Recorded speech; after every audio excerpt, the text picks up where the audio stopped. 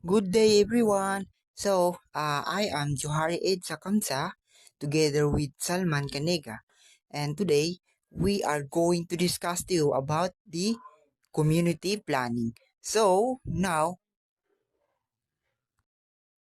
community planning of arts. Community planning takes into consideration the assignment of areas for proper land area use.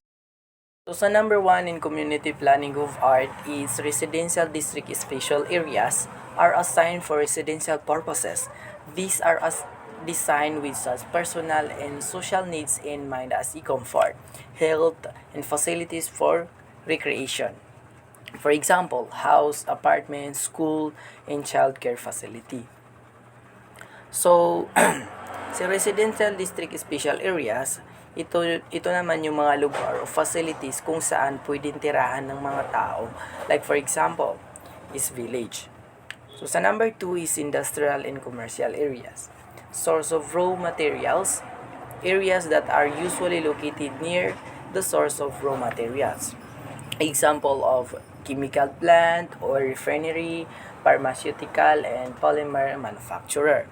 So, commercial and industrial naman, ito yung lugar kung saan dito ginagawa or pinaprocess yung mga needs nating mga tao. Like for example, pagkain or mga damit.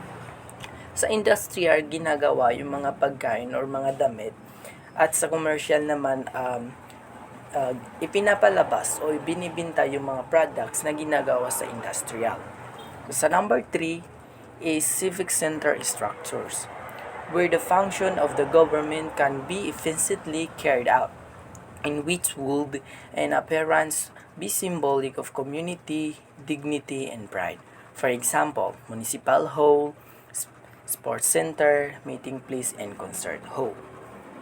So, si civic center structure is ito naman yung mga public buildings kung saan meron itong mahalagang papel na ginagampanan sa isang community. Like for example, yung mga municipal hall or police station kung saan dito yung mga records or mga information about sa isang komunidad. At dito rin ginagawa at ipinapatupad yung mga lokal na batas sa isang komunidad. Park plazas and mall areas are provide relief from problems such as air and water pollution, inadequate facilities for recreation, and lack of parking space. Okay, so 'di ba pag pumupunta tayo sa mall, plaza, or even sa park, is parang feeling natin gumagaan ang ating pakiramdam. Dahil sa mga nakikita nating magagandang bagay at tanawin.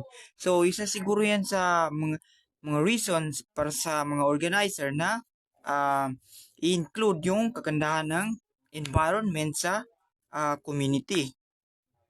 Streets and roads links various districts of the community to each other and the community to its environment. Okay, so yung mga kalsada at tulay or street or roads ay ilinisenyo or kailangan din ng isang community para mas mapaganda din ang structure ng isang community, right? 'Di ba? Nakakatulong din ito para mas mapadali ang mga gawain ng mga tao. Like for example, sa pagpunta sa working place, kung wala ang kalsada, do you think hindi mahirapan ng isang tao na magbiyahe?